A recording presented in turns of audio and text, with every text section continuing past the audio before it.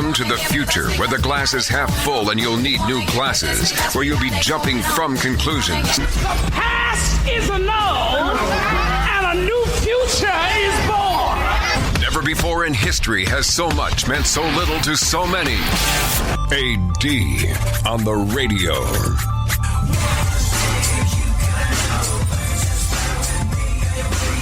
I'm in the 4th grade. My mom's standing next to me, looking visibly annoyed. My teacher, Mrs. Smith, is on the phone, and I am sweating.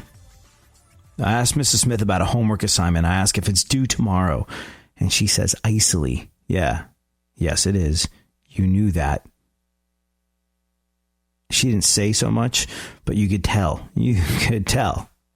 She's annoyed that I'm disturbing her at home at night. I wasn't a good student in Mrs. Smith's eyes. Like 3rd grade, 4th grade, when I had her, I was in the throes of my ADD and my undiagnosed dyslexia, and she took no guff, no nonsense. And I think back in those days, ADD and dyslexia were sort of known as shut the hell up and do your homework. I was constantly in trouble with her because I wasn't good. I wasn't together. I was forgetting stuff. I was getting distracted. I couldn't, for the life of me, memorize my multiplication tables. It was just completely and utterly impossible. And so this is not a person whose good side I had ever been on. Like I said, always in trouble with her. And the reason I ended up on the phone with my 4th grade teacher, it seemed late. I mean, at the time, what's late? But I know the sun had gone down. I know I probably disturbed her when she thought she was done dealing with annoying children like me that really couldn't bring themselves to pay attention and do what she asked them to do in class. I suppose that was her time away from kids like me. And so, yeah, you could feel it. You could feel the disapproval on the phone coming through. And why was I on the phone with my teacher? Well, I told my mom I'd made a deal that I could watch this one TV show. I think it was the A-Team. I could watch the A-Team if my homework was done. And I was like, okay, Mom, homework's done. And she's like, well, what about this particular assignment? And not knowing, not being sure, really just wanting to watch a show, I told my mom something that might have been true, and I definitely really wanted it to be true. I told my mom that the homework was extra credit. And I told her it wasn't due. So I could just go ahead and watch the A-Team. Yeah, thanks. And Mom, as most moms do, had a BS detector that it was awfully hard for a 4th grader to get past. And she was like, oh, it's just extra credit. It's not due. It was funny. I thought it was due tomorrow. Why don't you find your assignment book and check? And I found my assignment book, and it didn't say it was extra credit, but I was like, yeah, I'm sure that's what she said. And she's like, that's what she said, huh? Well, we have to be sure. And if you're sure that's what she said, let's just call her. Let's just call her and get confirmation, and then you can watch the A-Team the way you want to. And that little half-truth, that little white-ish lie turned bigger. All of a sudden, I was like, yeah, well, I mean, I'm pretty sure that she's not in the book. And in fact, Mom, I seem to remember Mrs. Smith saying once that, she didn't want her phone number in the phone book. Nothing could have been further from the truth. I don't think the subject of unlisted phone numbers ever once came up in the 4th grade, but there I was relying on that, being like, oh, and besides, I don't know that we have a phone book, and I don't think the teachers' names are listed in the school phone book, and gosh. And she's like, oh, well, let's call directory inquiries, shall we? Let's see if we can't find Mrs. Smith's number. Do you know her name, her first name? I knew it was Pamela. But I was like, no, just Mrs. Smith. Strange. She's like, well, why don't you see if you can get her number? And I was like, yeah, directory inquiries. When I called information, the number was busy. And she's like, well, just get the number, then you can watch the TV show. And I actually remember, to the tune of Somewhere Over the Rainbow, I started singing, Somewhere Over the Rainbow lies Miss Smith's number, who knows where. And my mom was like, let me help you out. Here's Mrs. Smith's number. Call it. And I called. The homework assignment was undoubtedly due. the next day. It was in no way, shape, or form extra credit. It was not optional. And I had been caught now in not just the one lie, not just the one little fib, not just the half-truths, but the numerous and myriad other untruths that were used to back up this lie. Now, if you're like me and everybody else, you had some sort of formative experience about lying when you were a kid. That whole, well, I told one little lie and then I had to tell all these other lies to make it work. And it turns out, and you know what? I did something very different next time the subject of truth came up, as I'm sure you did in a similar situation.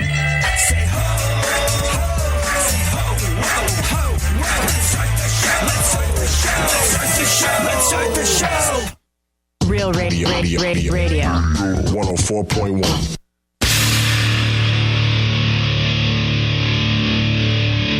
Where the left and right come together for fundamental truths. AD on the radio, on Twitter at ADSXE.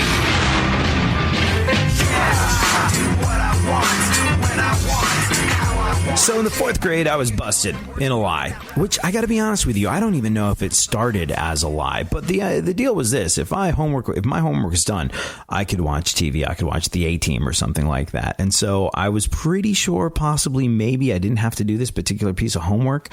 And I told Mom, yeah, don't have to worry about that. It's not due tomorrow. It's extra credit. It's optional. She made me find my teacher's number, call her, and ask if it was due tomorrow. And I'll never forget. The phone was on speaker so my mom could hear too. Mrs. Smith. And by the way, this is after, if you're just joining us, this is after me saying like, oh yeah, her number's unlisted. She doesn't want her number listed. And oh, the school phone directory. It's the craziest thing. A raccoon ran off with that, Mom. Oh yeah, directory inquiries. Yeah, the information that was busy every single time I called. Go figure. Oh, you're dialing it for me. Oh, there's her number. Oh, we're calling her. Oh, she's picking up. I guess I'll ask her if this is an optional homework assignment or not. And of course it wasn't. And she said, it's due tomorrow. And you could feel the unbridled and, like I said, icy contempt coming down the phone line for this kid that wasted a lot of her time during her workday and was now proceeding to waste a lot of her time during her precious, precious night off. And I got busted and I felt terrible and I had to do the homework assignment and I got in trouble with my teacher the next day and I wasn't allowed to watch TV for a significant amount of time. And if you're like me and everybody else that I've spoken to about this sort of thing, you've had a similar experience where, hey, I just told one little fib, but then I had to tell all these other humongous whoppers of lies so that I wouldn't get caught. And then I wound up getting caught. And it was just a web of lies. And all I meant for was one little untruth that would make my life easier. And you know what? The earlier something like that happens to you, the better you're off. I mean, if you get the truth linked up with an easier life early on, man, well, it'll kind of shut you out of being a politician as a career. But nevertheless, it's a valuable lesson to learn, and better the earlier you learn it. Kind of like chicken pox. You want to get it out of the way quicker, or your first love. The earlier that happens, the less it's going to sting as you move on in life. So, of course, the next time you make a mistake, or the next time I made a mistake about a homework assignment, I went, oops, I made a mistake. I came clean and it felt great. With the truth, I was set free. Politicians need to learn the beauty of coming clean, don't you think? Especially when it comes to our situation with healthcare. See, lying, that's like breathing to politicians. Politicians, they're lying liars who lie. Their Pinocchio nose grows as their pants are ablaze. And the best way to tell if a politician is lying to see if their lips are moving. It's amazing, unbelievably, amazingly, terrifyingly awful how we've become conditioned to accept politicians are liars. And somehow that makes it okay.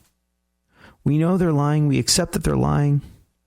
Unless we catch them directly in a lie, we just kind of go on with our lives and realize that there's nothing we can do about it. As a society, as a whole, you might be different, but it's unbelievable how normalized lying has become within the world of politics. And when you think about it, politicians are lying to their bosses. From our blood, sweat, and tears, our tax dollars come their paychecks. And they can stand there and lie to us. Their employers. But here's the deal. When it comes to your health, my health, the health of the people all over America,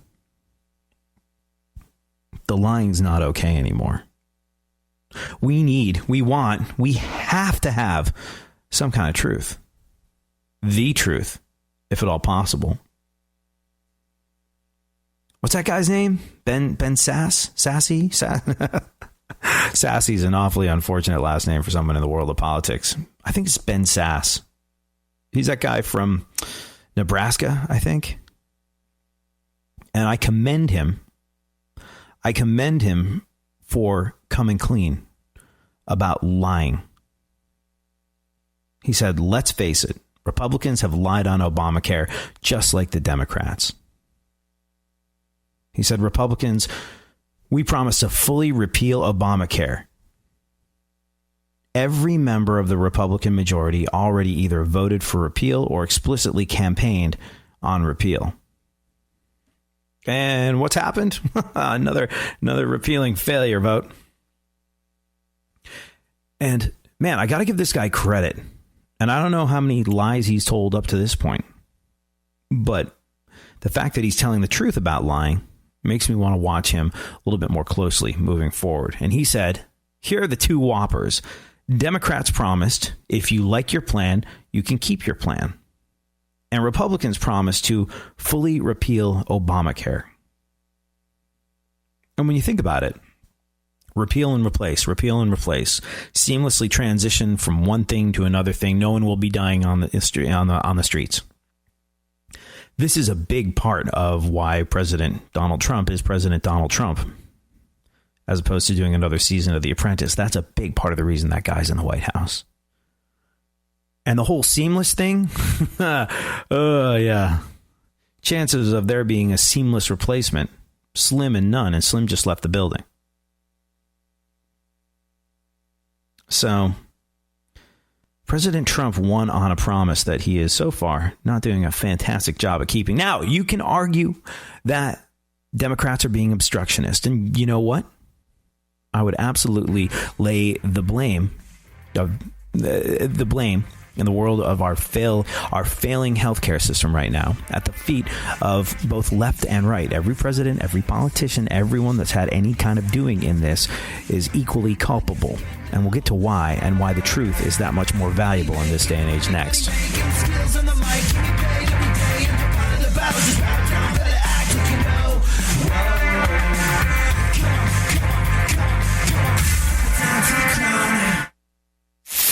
For more stimulation and less irritation, 9 out of 10 doctors choose KPRC AM 950, Houston's more stimulating talk radio. Don't get the blues, get all the news. We mean all of you guys out there in Radio Land. All aboard! He's back. AD on the radio. Give it up, yeah. Give it up, yeah. Bring this on. Come on. So as you know, we're saying politicians need to learn the beauty of coming clean. The freedom, the setting free that comes with the truth. Especially when it comes to healthcare. Like we said, lying is like breathing to a politician. They're lying liars who lie. Their Pinocchio nose grows as their pants are ablaze. And there are telephone wires all over the country that are envious of the length of their proboscis. Here's the thing, though. No amount of rhinoplasty is going to save them from the fact that they've been tarred and feathered as liars. And you know what?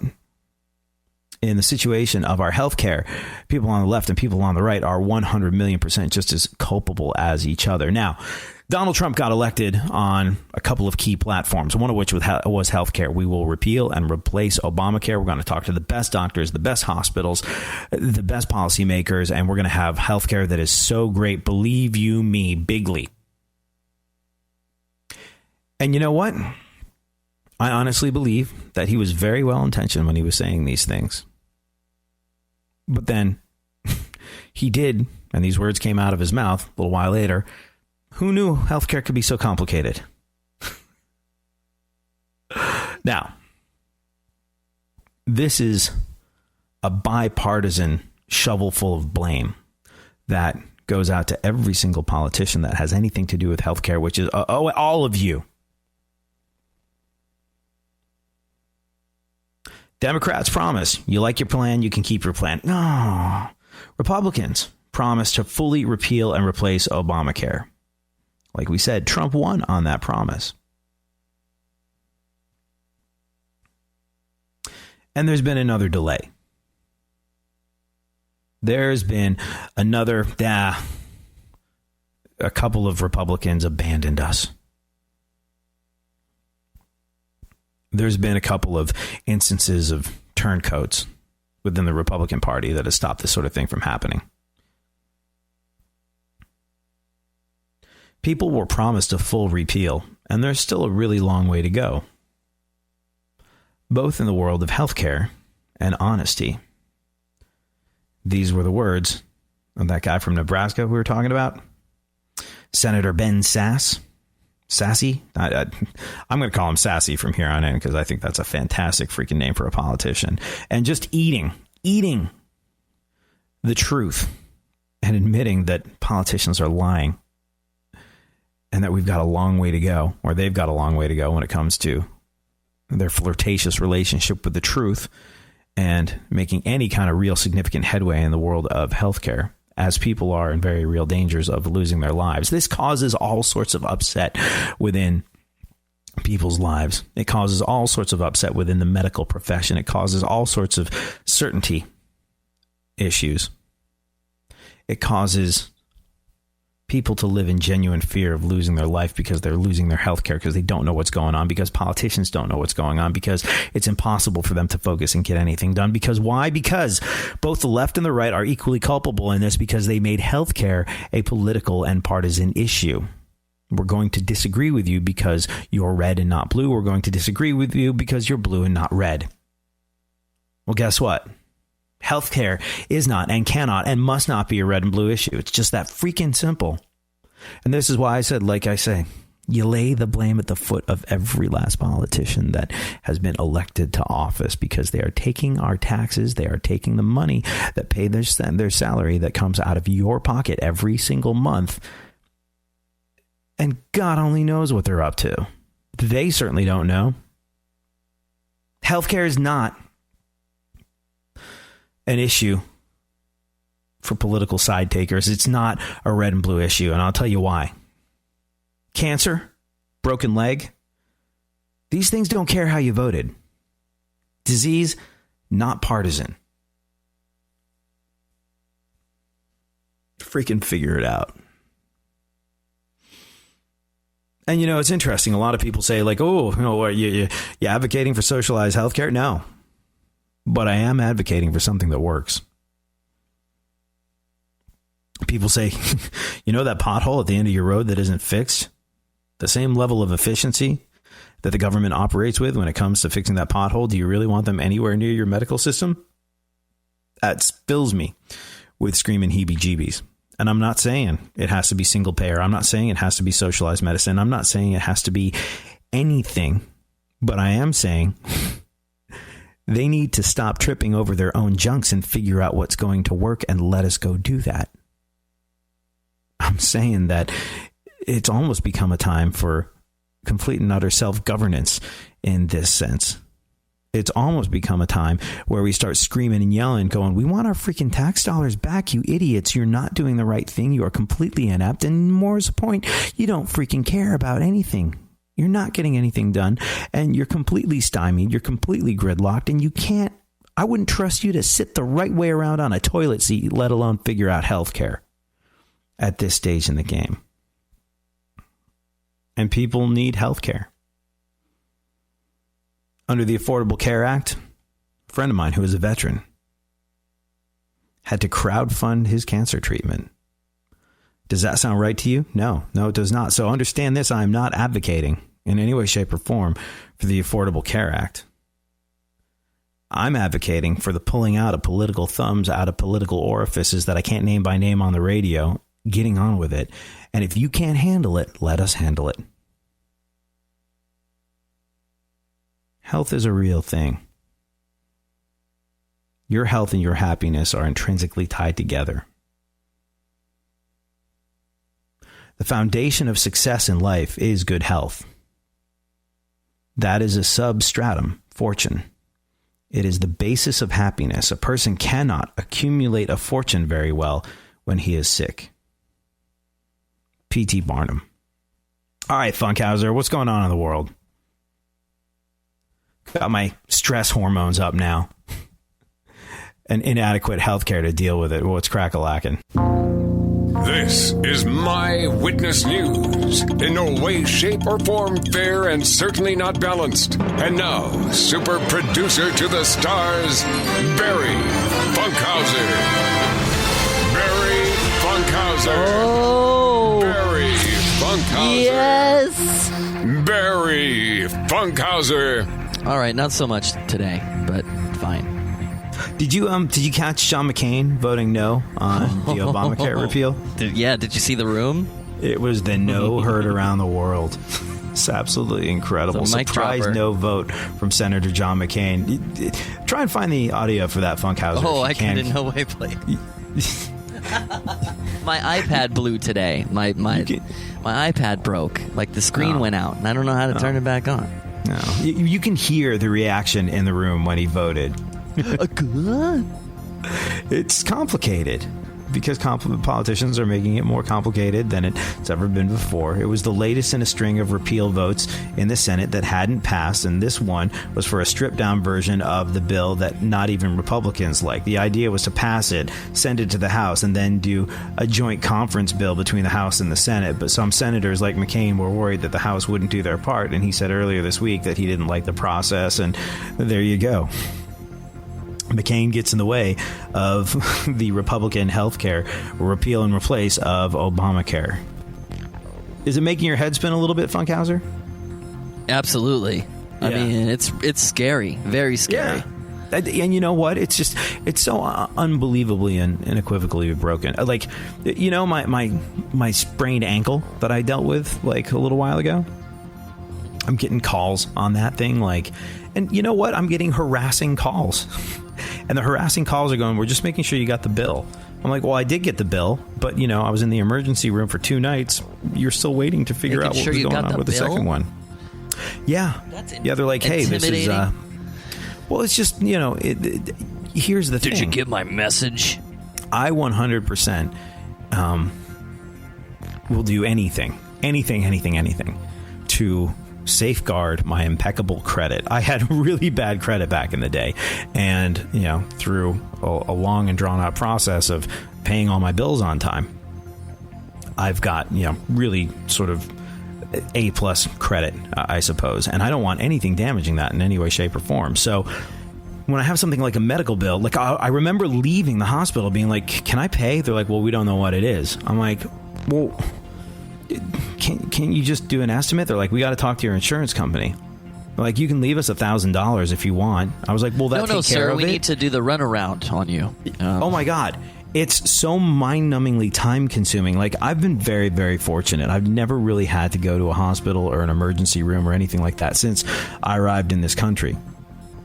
I had to in England, but obviously it's a whole different ball of wax over there. And the level of complication, like that, and then, so like I was. Stop me if this gets dull, and I'm just sort of relating my own personal tale of woe, because a lot of people have this. But I did 2 nights consecutively in the emergency room, and for some reason they got the bill for the first night lickety freaking split. And I was like, cool, what about the second one? They're like, yeah, we don't know what that's going to be yet. But I was like, well, can you figure it out? And they're like, yeah, sure, be a couple of weeks. I was like, well, what about the first one? They're like, well, you have 2 more notices from us until that one gets sent to collections. I was like, well, I'd like to know what the whole thing is all at once so I could just, you know, pay it and get it over with. And they're like, we'll get right back to you. So they find out what the hell it is I owe, and they go, we don't know why. For one night, it's so much more expensive than the other one. Maybe you want to take it up with your insurance company. But in the meantime, your bill is this. Or if you want to settle, we're willing to take 20% off right now. I was like, it's well, let's make a deal healthcare. And it was the stupidest, most vague, most pointlessly complicated thing where I was like, can you email me this stuff? They're like, no. I was like, can you put it all in one bill? They're like, no, but we'll put it in the mail to you. And so, like... it's just freaking ridiculous. Utterly, completely 100% broken. And this is for a sprained ankle. This is for 2 little visits and some x-rays and like a test or 2 here or there. And it's just utterly, it's garbage. It's absolute garbage. The amount of time and life that it takes up. And bear in mind, I'm absolutely on time. I'm getting these harassing phone calls. I would call them harassing, intrusive phone calls because they're like, hey, were you aware of this bill? Well, yeah, but I'm not late on it. No, but in like 2 billing cycles, you might be if you don't pay it now. You want to pay it now and then deal with your insurance company later because they don't want to deal with the insurance company. Like I said, utterly broken. I'm like, sorry, click. I'm busy trying to be a productive member of society and make the money necessary to pay the piper that I know is going to be piping down my freaking road any day now. Just maddening stuff. And for anybody that's had anything serious, if this is how irate I get after one jacked up ankle, I shudder to think what it's like with somebody who has a pre-existing life-threatening condition. Unreal. Unfreaking real. Mm-hmm. Go on. What is Well, Beyonce and her hubby Jay-Z hired 6 nannies for their new twins. 6? Just for the 2 twins? 6 nannies. Or as Ben Affleck told Jay-Z, it's like she's daring you to cheat. Take your pick. 6. Wow. What are the odds that none of them were named Becky and they all had lousy hair? Inside Beyonce humor. Dancing with the Stars reportedly wants Sean Spicer for its next season. Oh, Spicy's up in the game. I hope he does it. I really do. That'd be great. That's how Spicy got his groove back right there. Yeah, usually it's sort of like reality TV. It would seem as though reality TV is a stepping stone to politics. With Spicy, it's going in reverse. Politics is a stepping stone to reality TV dancing competitions. He has such an unfair advantage. He's got so much experience dancing around simple, straightforward questions asked him by the press. It's ironic, I think, considering that Spicer is best known for his many, many missteps. One more piece of news, Funky. Kid Rock is launching an effort to get his fans to register to vote. Kid Rock? Getting fans to register to vote. If that works, the next step is getting them to shower, work, and not drink before noon. These streets most every day. You waiting to get washed away.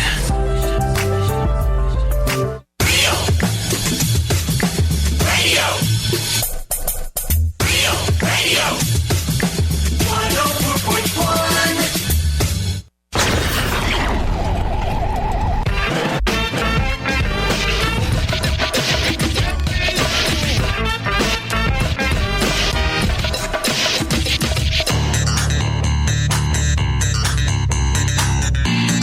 Now, more AD on the radio. Back once again, the ill behavior, delivering and giving you a musical savior. Back once again, it's your boy AD, and can't nobody rock a party better than me. Back once again. Hey, you know what we're talking about? While we are talking about, health and staying well and doing things that prevent us from dying, let's go in the complete opposite direction. Before I get out of here today, Funkhouser, can you remind me that we have to talk about the foods now available to people at the Texas State Fair? Oh, no. Okay. Yeah. Deep fried Fruit Loops. I've heard a lot of them already. I can't wait for the new ones. Oreo beer. What? And something called Fat Smooth. What is Fat Smooth? Because we tackle big and important issues around here. We'll discuss a little later on in the show. I call that was a tease parts of my body. I call parts of my body Fat Smooth. So hopefully it's not that at all. Hey, do me a favor. Never tell me which part. Okay. Deal. Jon Stewart announced he's doing a new stand-up special. Oh, yeah, I heard about this. It's going to air on HBO and rerun on your annoyingly smug liberal friend's Facebook feed for literally ever. Don't quote me on this, but word has it he plans to branch out and finally make some jokes about Republicans. This is cool. I'm glad. Like, Jon Stewart is an intelligent, disruptive, creative voice, and I know a lot of people in talk radio hate him because of his politics, but you know what? he bailed on The Daily Show. Did you hear why he bailed on The Daily Show besides wanting to spend more time with his wife and kids, Funkhouser? No. He's like, this is depressing. This is like, the more you know, the more it weighs you down. And I think, being able to step away from it. And this is a guy who, look, I think part of the reason Republicans hate Jon Stewart so much is because he's clever and funny, and he is better at the gotcha game than anybody else. And also, the Republicans don't have a Jon Stewart. They don't have, and I know a lot of people will be like, what are you talking about? There's funny Republicans. No, there's not. There's not. And I wish there was. And I wish some of these people, I think Ann Coulter considers herself to be a satirist in the vein different kind of funny. In the vein of Jon Stewart. Like when she says stuff, she's like, yeah, what's the difference between me and Jon Stewart? We're just both having a laugh. And here's the thing. Either your form of humor is so subtle that people don't get that this is supposed to be funny, or you're just straight up not funny. I guess Milo Yiannopoulos, he's kind of funny sometimes, I think, people, but he's just, I don't know. It's the right doesn't have, the right has a lot of people that think they're funny, that want to play gotcha in the same way Jon Stewart does. But I think that Jon Stewart, whether you agree with his politics or not, is a guy who genuinely cares about people, as opposed to making a name for himself so that his price can go up at speaking events. That is the difference between Jon Stewart and the rest. And he's not afraid of success. He doesn't run from success. In fact, he walked away from a huge chunk of success when he left The Daily Show and handed the keys to Trevor Noah. But this is a guy who didn't need that. At that stage in his career, he'd been very, very successful before he got that show. And it's not about making yourself into a political firebrand so you can go charge more for appearances. So I'll be very curious to see you think what he'll he talks run? about. Jon Stewart? No, I don't think he will run. I think like Jon Stewart, and to be fair, like a lot of people won't give him the credit for this, but Jon Stewart goes after people on both sides of the political fence. He is nonpartisan in terms of what he gets after. He's very left-leaning in his own politics, but he's not afraid to. He doesn't believe in towing the company line out of a sense of blind loyalty, and I like people like that on both sides. I really do. Go on. The umbrella Britney Spears used to attack a paparazzo is now up for auction. Is that the singular of paparazzo? I guess so. Paparazzo, some paparazzi. Sounds like it. Do you remember that picture? Yeah. Britney shaved her head and attacked someone with an umbrella. But yeah. I saw Britney Spears on some talk show, an English talk show a little while ago. Jonathan Ross. You ever seen that guy? Jonathan Ross? Jeff Ross? Yeah, he's really good. You'd like him a lot. Not Jeff Ross. Jonathan No, Jonathan Ross. English, okay. not the roast guy. Okay. Really, really good. But she's got, I mean, it was a great interview, but she is so sort of like laid back and doesn't sort of put herself out there and says very clearly there's sort of like public me and performing me. And then the other me is very kind of dull and boring. And I like to stay home and look after my kids. And she has a level of humility that only comes from shaving your head and attacking someone with an umbrella in public. Like, I think, ultimately that horrific experience that she went through when she touched on, what a lot of people would say is insanity, gave her a certain level-headedness in her approach to life now, where when she's on stage, when she's doing that sort of thing, she's all in on being a star. And when that's not the case, you see very, very little of her. How much is it going to cost, this umbrella that she used to attack a paparazzo? It's up for auction. How much is do we think it's going to go ballpark for? here? I think a house payment, probably $600,000. No. Yeah, come really? on. Or more? I mean, what do you think? I don't know. But I do know that if you don't have much money and you still want something, want to own something from Britney's wild period, superstar MC K-Fed, I think you can actually own him for like about $6. I got to meet that Britney Spears once. Didn't know it was her. Yeah, I remember. You told me there was right before she met K-Fed too. I went, oh right, man, dodged a bullet on that one. Did you? I believe. Well, yeah. You could have been superstar MC K-Fed. Although wasn't he? You know her, what? Like, backup dancer? I could actually be him. You wouldn't. Yeah, I wouldn't know. Be at the same level. Yeah, I wouldn't know. I just like saying Superstar MCK Fed. Yeah, it sounds good coming out. So this week's big news story appears to be a guy they call the Mooch picking on someone named Reince. Yeah.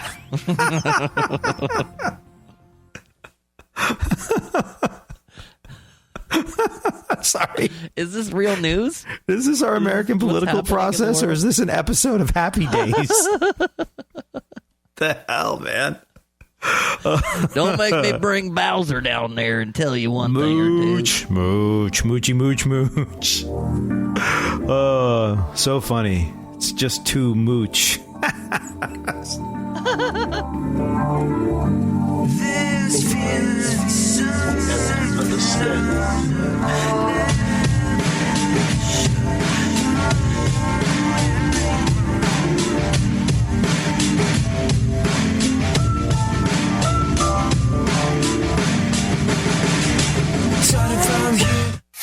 Leave the stimulation to the professionals. Everyone is so smart. KPRC, more stimulating talk radio. There's something happening here, and you should know what it is. The dumbing up of America. Now, more AD on the radio.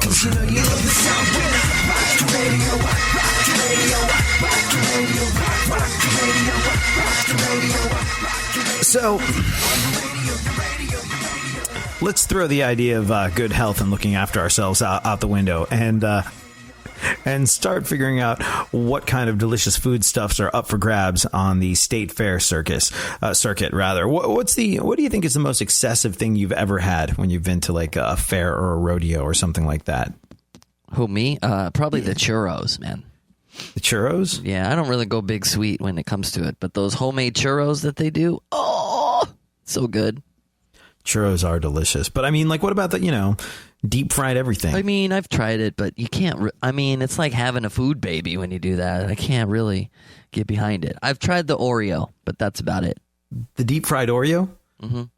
I found that to be I found the deep fried Oreo to be kind of disappointing because maybe the ones I had were overdone, but like when you deep fry the Oreo, the sort of creamy center of the Oreo turns powdery because it gets hot. And so like, Oh. See, like the idea of deep frying candy bars, that's an old school thing from England. I don't know when they started doing it in America, but I know that in fish and chip shops, that was a thing, and if you've ever had a deep fat fryer or if you've ever had a friend with a deep fat fryer, inevitably, I think there's a whole episode of King of the Hill about this. You start seeing what the hell will deep fat fry? Like, let's deep fat fry my shoe. How does that taste? And it's ridiculously delicious. It's sort of like a really ghetto version of the sort of culinary delight known as the baked Alaska. You ever had a baked Alaska? Heard about that. Mm-hmm. Yeah, it's sort of like baked ice cream, sort of baked deep fried. It's so good. But fish and chip shops in England, where you deep fry literally everything, figured out that, hey, if you keep a Mars bar in the freezer and then you dunk that in batter and then you deep fry it, well, it comes out like melty on the outside, cold on the inside. They dust it with powdered sugar and chocolate sauce, and it is unfreaking believably delicious. So I think that's where the candy bar thing started. But there's all these different foods. And you can feel your heart slow down when you take a bite of one of those things. It's insane. It's so good. But I think you've only got so many of those in your lifetime before you check the hell out. Although, if every bite erases a year off your life, on the one hand, you're talking about the adult diaper years you're losing. So nom nom nom is the attitude when I go to a fair. But I think I had one of those like 1.5 foot long corn dog things once. I had deep fried. Oh man, what does hold up well in a deep fat fryer? Have you ever had the Twinkies went a little powdery in the middle, like the cream filling doesn't really hold up to the heat. Deep fried Reese's peanut butter cups. Ooh. Okay, shut your mouth. I've never heard that before. Oh, no, that's really good. And they have got like deep fried Kool-Aid. They had deep fried butter. But this year, The foods at the Texas State Fair, there's deep fried Fruit Loops. There's something called Oreo beer and something called Fat Smooth. We'll get into exactly what Fat Smooth is all about a little later on. Oh, no. Funkhouser. My microphone just broke. Oh, no. Stall for time.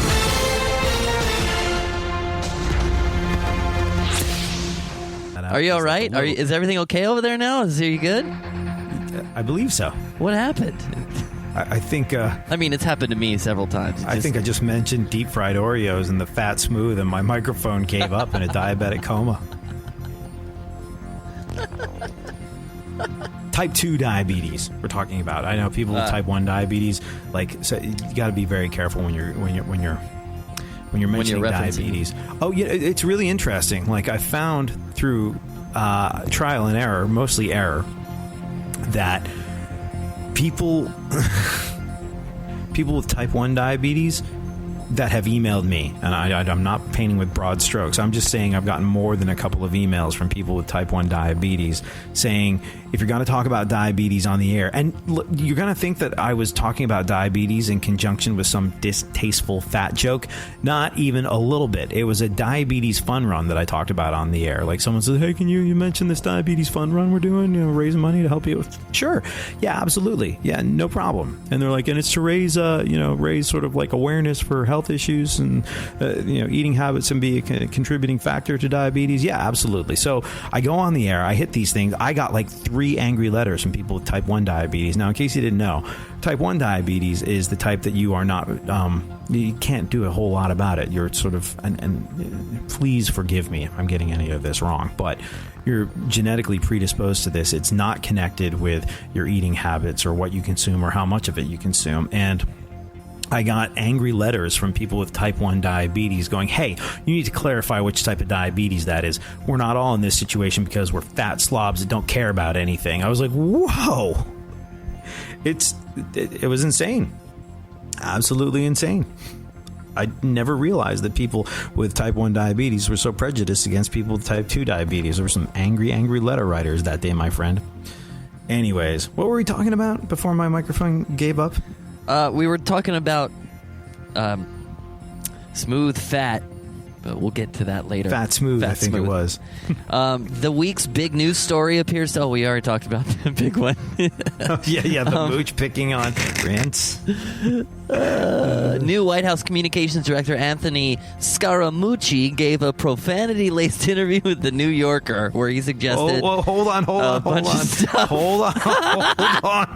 I want you to think about how you're going to discuss this. I don't have a bleep button. Carefully. Again, why is this happening? This is the government. I can't bleep this stuff. Yeah. Shouldn't they bleep it? They should mentally bleep themselves before these things come out of their mouths, but they haven't been too successful at doing that of late. What did he suggest that Steve Bannon did? Scaramucci said that Steve Bannon should... No, he said Steve Bannon... It's not that he should. He implied that he does. Oh, that he does do this?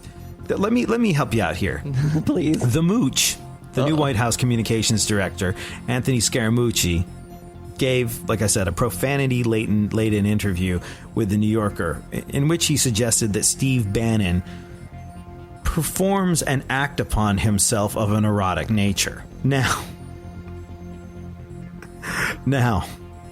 what he was saying was that Steve Bannon was self-aggrandizing in his political role, and the Mooch, in his own inimitable way, was saying, I'm just here for the common good. I'm not here like Steve Bannon was to kind of build myself up.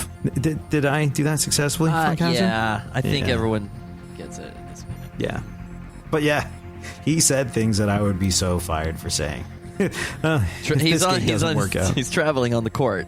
Again. Yeah, if this gig doesn't work out, he could probably become communications director of Pornhub. No problem. I think you need more credentials for that at this point. Oh my gosh, it's embarrassing. I'm scared at what we don't know. Yeah, if that's what we do know. Mm-hmm. If that's the tip of the iceberg, what lurks beneath the surface? We'll find out when it's too And late. a lot of people are going to be like, hey, he's just a guy talking like guys talk, AD. And yeah, I know. But maybe I'm old-fashioned, but I believe in gentlemanly conduct. I believe in manners. I believe in some shred of decorum being associated with political office. It's just... the level of foul-mouthed buffoonery is it's embarrassing. You know what? The Mooch might do a great job at his job. That won't change the fact that I wish he can potty mouth. Because it's embarrassing. It's embarrassing on a world stage. It really is. That's all. And I hope he does do a great job. I'll still be embarrassed when he says stuff like that. Well, the U.S. military spends $84 million a year on erectile dysfunction drugs. Yeah. Yeah, there you go. That's, I guess that means we're still fighting the Battle of the Bulge. Go on. A new Game of Thrones porn parody just came out. Mm-hmm. Yeah. It's about 75% sex, which is actually a little less than Normal. an episode of Game of Thrones. Nothing surprising. Uh-huh. Move along. Showtime is bringing back the L word. Did you ever watch that when it initially came out? I wanted to. I really wanted to, but nope. Did you? Is that show really old? I mean, at this point, it's a few years old, I think. Was that It's like not really pre or old. post 2000? Was that a 90s show? I don't think so. I think it was post 2000. Anyways, I think the L word, when it's brought back, it's going to be different. I mean, this is the post-Trump era. The L word in 2017 is really just Rachel Maddow moaning in ecstasy every time a Russia story breaks. How much time do we have left? I don't Another want 3 minutes. We got time for a couple here. couple more, and then we'll discuss the fat smooth or the smooth fat or fat. Stephen Colbert earned his biggest ratings win over Jimmy Fallon last week. In response, I believe Fallon just giggled and said that he loves it. I love it. All right. That's all Fallon needs, another reason to drink. Go on. The 18th annual Gathering of the Juggalos is this weekend in Oklahoma City. Gathering of the Juggalos, that's a really specific thing. It's huge and it's unbelievably successul. It's entering its 18th year. But if you're not into Juggalo music, that's what you get. What? If you missed that episode of the show, it's golden. But yeah, if you're not into the Insane Clown Posse and you're not into Juggalo music, it's something you got no interest in. But credit where credit's due. The Insane Clown Posse built something huge that's lasted a really long time. 18th annual Gathering of the Juggalos in Oklahoma City. And you know what? I think people are coming who were conceived at the first Gathering of the Juggalos 18 years ago. And some of them are bringing their grandchildren with them. All right. Oh, too close to the reality there. Talk about fat smooth. So the Texas State Fair, this is like famous worldwide for being the birthplace of some of the most insane food creations in the world. They just released the list of some new things that are going to be on sale when it opens on September 29th. Unfortunately, they're just releasing the names. They don't really release descriptions of what these things actually are. So in a lot of cases, we're just going to have to use our imaginations. Just based on name alone, there are some amazing options. Funkhouser, would you eat beer-battered beef jerky? Uh-huh. Fried Texas dirt. like dirt? I'm going to go on a limb and maybe. assume that dirt means crushed Oreos or something. All right. Deep fried breakfast cupcake. I'm going to guess that's a cupcake with an egg on it or something. Got the right name. Cupcake. The funnel cake bacon queso burger. Oh, I am all in on that. Now this one perturbs me. Deep fried chicken noodle soup on a stick. How does that even work there? I don't. Yeah. Globular. Deep fried Fruit Loops. That sounds good. Oreo beer, tamale donuts, fried redneck wedding cake balls. And then finally, fat smooth. Yeah, it's just called Fat Smooth. Not positive what the last one's going to be, but the people at the Texas State Fair were asking for clarification, and this was the reply. Fat Smooth is 3 delicious Belgian mini cream puffs on a skewer, dipped in Café du Monde beignet batter, fried until golden brown, then dusted in powdered sugar and drizzled with a chocolate and caramel sauce. That actually sounds like, yeah, that's legendarily delicious. Drizzled.